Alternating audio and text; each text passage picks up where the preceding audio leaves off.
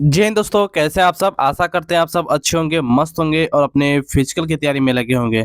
देखिए, जब से आप लोगों ने उत्तर प्रदेश कांस्टेबल भर्ती परीक्षा दी है, तभी से आप लोग के मन में कहीं ना कहीं सवाल लगातार चल रही थी। वह है रिजल्ट को लेकर के, रिजल्ट कब तक देखने को मिलेगी। फाइनली आप सभी का इंतजार अब खत्म होने जा रहा है, क्योंकि आप सभी लोग देख रहे हैं कि यूपी पुलिस कांस्टेबल भर्ती 2026 21 लाख से अधिक युवाओं ने दी परीक्षा। और जुलाई अंतिम सप्ताह तक है। यहाँ पर भी आप मैंने दो इसीलिए आपको थंबनेल पर ही लगा दी, ताकि आप शुरुआत में ही देख सकें। जो भी है शुरुआत में आप देख लीजिए। यूपी पुलिस परीक्षा कांस्टेबल 2026 के रिजल्ट जुलाई के अंतिम सप्ताह में होंगे जारी। यानी कि दोनों जगह में दो फॉर्मेट मिले थे, एक मैंने आपको थंबनेल पर लगा दिए और सेकंड में आपको जो है एक न्यूज़ आर्टिकल है जो न्यूज़पेपर में छप कर आई थी, और सेकंड है जो डिजिटल न्यूज़ आर्टिकल है जो इंडिया टुडे की तरफ से देखने को मिल रही है। सारी जानकारी आपको इस वीडियो में प्रोवाइड करेंगे। साथ ही साथ बताएंगे नॉर्मलाइजेशन कितना देखने को मिलेगी, रिजल्ट में कट ऑफ क्या कुछ देखने को मिलेगी, कितने वाले सेफ स्कोर है, कितने वाले अभी से फिजिकल की तैयारी कर सकते हैं। सारी जानकारी आपको इस वीडियो में प्रोवाइड करेंगे। सबसे पहले फर्स्ट ऑफ ऑल हम बात करते हैं जो काफ़ी इंपॉर्टेंट है, या न्यूज़ आर्टिकल को लेकर। देखिए, मैंने आपको दो यहाँ पर आर्टिकल दिखाया था। एक न्यूज़ आर्टिकल है जो न्यूज़पेपर में छप गए थे ऑफलाइन, यानी फिजिकल एक है, और एक डिजिटल है। मैं सबसे पहले आपको डिजिटल दिखाता हूँ। अगर आप बात माने तो इंडिया टुडे की रिपोर्ट के अनुसार यूपी पुलिस कांस्टेबल भर्ती 2026 21 लाख से अधिक युवाओं ने दी परीक्षा। जुलाई के अंतिम सप्ताह तक परिणाम आने की संभावना। ठीक है, यहाँ मतलब कि ऐसा कही जा रही है कि जुलाई के अंतिम सप्ताह तक, यानी कि आप कह सकते हैं कि आप 28 से 30 जुलाई के बीच में इसका परिणाम आने की संभावना बन रही है। जैसे कि आप इंडिया टुडे की रिपोर्ट के अनुसार भी आप देख सकते हैं, और न्यूज़ आर्टिकल के भी न्यूज़पेपर के हिसाब से भी आप देख सकते हैं। तो अगर पूरी खबर पढ़ेंगे तो UP Uttar Pradesh police constable भर्ती 2026 का सफलतापूर्वक समापन होने के बाद, जिसमें राज्य के लाखों युवाओं ने परीक्षा पूरे उत्साह के साथ हिस्सा लिया। इस वर्ष पुलिस विभाग में कांस्टेबल के कुल 32,679 रिक्त पदों को भरने के लिए विशाल भर्ती प्रक्रिया आयोजित की गई है। प्राप्त अधिकारी के आंकड़ों के अनुसार इन पदों को हासिल करने के लिए कुल 28,85,000 उम्मीदवारों ने अपना आवेदन किया था। यहाँ पर थोड़ा सा स्क्रीनशॉट लेने में कट गया, कोई दिक्कत नहीं है, आप समझ लीजिएगा। यहाँ हासिल लिखा हुआ है, हासिल करने के लिए। ठीक है, और 21,92,000 परीक्षाओं ने विभिन्न परीक्षा केंद्रों पर उपस्थित होकर, यानी कहने का मतलब है कि 28 लाख में से कुल 21 लाख लोगों ने परीक्षा दी है। मोटा मोटी आप लेकर चल सकते हो। वहीं अगर हम बात करेंगे यहाँ पर, तो इस महत्वपूर्ण परीक्षा का आयोजन 8, 9 और 10 यानी कि टोटल 3 दिन आपका एग्जाम कंडक्ट कराया गया था। पारदर्शी और कड़ी सुरक्षा व्यवस्था के बीच किया गया था। परीक्षार्थियों के लिए सबसे बड़ी राहत की बात कहे तो इस बार परीक्षा में किसी प्रकार कोई निगेटिव मार्किंग नहीं रखी गई थी, जिससे उम्मीदवारों ने बिना किसी डर के खुलकर सभी प्रश्नों के उत्तर दिए। परीक्षा संपन्न होने के तुरंत बाद भर्ती बोर्ड ने तेजी दिखाते हुए 20 जून से 23 जून के बीच आधिकारिक उत्तर कुंजी भी जारी कर दी है। उत्तर कुंजी जारी होने से उम्मीदवारों ने अपना संभावित अंकों का अनुमान लगा लिया है। यानी कि उनको पता चल चुका है कि मेरा इतना क्वेश्चन गलत हो पा रहा है और इतना क्वेश्चन सही है, यानी कि मेरा इतना अंक बन पा रहा है। कुछ भी अंक आपका बन पा रहा होगा, XYZ कुछ भी आपका अंक बन पा रहा होगा, लेकिन आपका अनुमानित अंक पता चल गया है। ठीक है, और तब इससे सभी की निगाहें अंतिम नतीजे पर टिकी हुई है। कॉपियों के मूल्यांकन प्रक्रिया को तेजी को दिखाते हुए पूरी उम्मीद जताई जा रही है कि इस परीक्षा के परिणाम जुलाई के अंतिम सप्ताह तक आधिकारिक वेबसाइट पर घोषित कर दिए जाएंगे। लिखित परीक्षा में सफल होने वाले सभी उम्मीदवारों को इसके बाद शारीरिक दक्षता परीक्षा से गुजरना होगा, जो सितंबर के मध्य तक पूरी करा ली जाएगी। इसलिए युवाओं को अपने फिटनेस की तैयारी, यानी कि फिजिकल की तैयारी अभी से करना स्टार्ट कर देना चाहिए। बाकी आपको इसमें किसी प्रकार कोई अगर डाउट लगे तो आप कमेंट सेक्शन के माध्यम से पूछ सकते हैं, और कमेंट करने से पहले आपको सबसे पहले आपको हाई बटन प्रेस करना होगा। जी हाँ दोस्तों, कमेंट करने से पहले आपको हाई बटन प्रेस करना होगा, तभी आप कमेंट कर पाओगे, अदरवाइज आप कमेंट नहीं कर पाओगे। ठीक है, अब आगे बात करते हैं। कमेंट करने के लिए सबसे पहले क्या करना पड़ेगा, हाई बटन आपको प्रेस करना पड़ेगा, तभी आप कमेंट कर पाओगे। ठीक है, एक या दो बार आप हाई बटन प्रेस करने के बाद सबसे पहले आपको एक ही बार में खुल जाएगी। सपोज दैट अगर एक बार हाइप करने पर अगर नहीं खुलती है तो आपको सेकेंड बार हाइप करना होगा, उसके बाद कमेंट ओपन हो जाएगी। अब बात करते हैं जो बेसिक जानकारी है यूपी पुलिस कांस्टेबल जोड़ी, जैसे कि टोटल वैकेंसी कितनी है, फॉर्म कितने भरे गए हैं, प्रेजेंट कितने लोग हुए, एग्जाम डेट, निगेटिव मार्किंग नहीं है, ये आंसर की कब आई थी, कब तक थी, सारी जानकारी आपको यहाँ पर देखने को मिल चुकी होगी। एक आंसर के आने के बाद क्या कुछ प्रश्नों पर ऑब्जेक्शन लगाए गए हैं, आपत्ति कितने प्रश्नों पर लगाई गई है, किस शिफ्ट में कितने प्रश्नों पर आपत्ति दर्ज हुई है, इसकी जानकारी भी आपको हम इस वीडियो में प्रोवाइड करा देंगे।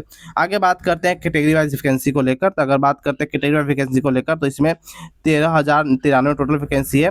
वही अगर हम बात करेंगे ईडब्ल्यूएस में तो 3264, ओबीसी में 8818, एससी की बात करेंगे तो 6857, एसटी के लिए 647 टोटल की बात करेंगे तो 32,679 पदों पर टोटल वैकेंसी निकाली गई थी। आई होप ये भी आपको डाटा अच्छे से समझ में आ चुका होगा। फिर भी कहीं भी किसी प्रकार कोई डाउट लगे तो आप कमेंट सेक्शन के माध्यम से हमसे पूछ सकते हो, वहाँ जवाब आपको विद इन सेकंड प्रोवाइड करा दिया जाएगा। यहाँ पर यह जो जानकारी दी गई है UP police constable category wise vacancy detail को लेकर, यानी कि किस पोस्ट में किस कैटेगरी में कितनी वैकेंसी है। जैसे कि सपोज अगर माने हम कांस्टेबल सिविल के बारे में जानना चाहेंगे, मेल फीमेल दोनों की बात करेंगे तो यूआर में 4191, ईडब्ल्यूएस 1046, ओबीसी में 2826, एससी की बात करेंगे 198, एसटी की बात करेंगे तो 208 वैकेंसी निकाली गई है। और टोटल ओवरऑल हम बात करेंगे सिविल पुलिस में तो 10,669 पदों पर वैकेंसी निकाली गई है। उसी प्रकार से अगर हम बात करेंगे कांस्टेबल पीएससी आर्म फोर्स के लिए जो मेल के लिए आप देख सकते हो, यहाँ पर आपको कैटेगरी वाइज देखने को मिल जा रही है। पीएससी आर्म फोर्स जो मेल के लिए है, यहाँ पर स्पेशल फोर्स है, यहाँ पर आर्म फोर्स है, तो आप ध्यान रखिएगा।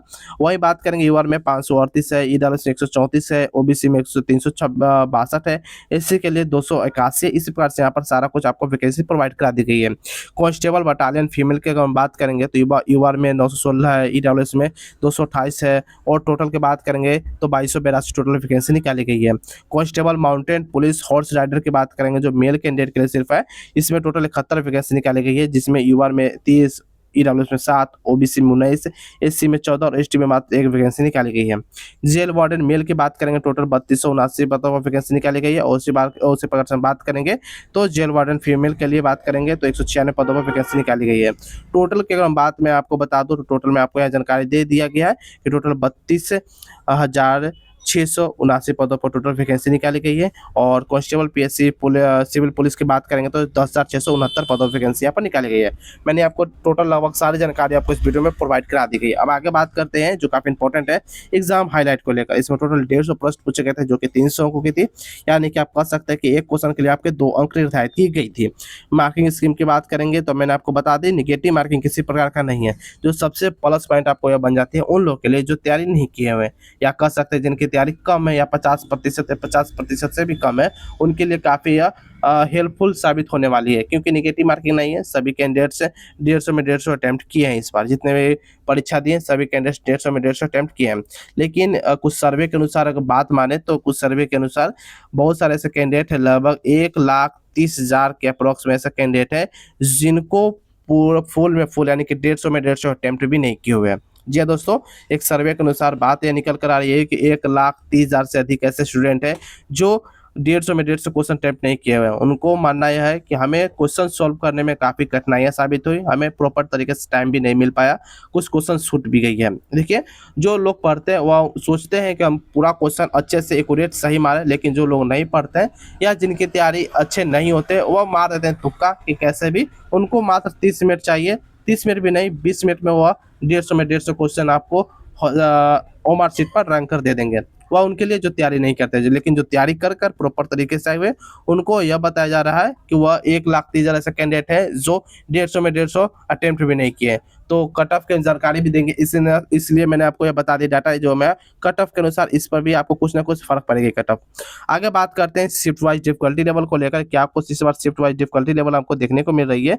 अगर बात करेंगे 8 जून को लेकर तो 8 जून की पहले शिफ्ट आपके हार्ड रही है, सेकंड शिफ्ट मॉडरेट रही है। 19 जून की पहले शिफ्ट मॉडरेट टू हार्ड रही है, सेकंड शिफ्ट मॉडरेट रही है। 10 जून की पहले शिफ्ट हार्ड रही है, second shift moderate to hard रही है। देखिए, टोटल 6 शिफ्टों में आपका एग्जाम कंडक्ट कराया था। 8, 9 और 10 जून को आपका एग्जाम टोटल 6 शिफ्टों में कंडक्ट कराई गई है। अब बात करते हैं जो काफी इंपॉर्टेंट है नॉर्मलाइजेशन को लेकर और बोनस अंक को लेकर। मैं यहाँ पर आपको सारा कुछ क्लियर कर दे रहा हूँ कि नॉर्मलाइजेशन क्या देखने को मिलेगी, बोनस अंक क्या देखने को मिलेगी। सबसे पहले बात करेंगे नॉर्मलाइजेशन को लेकर। जो जिसने हार्ड शिफ्ट में एग्जाम दिया है उनमें लगभग 6 से लेकर 10 नंबर तक बढ़ने की उम्मीद है।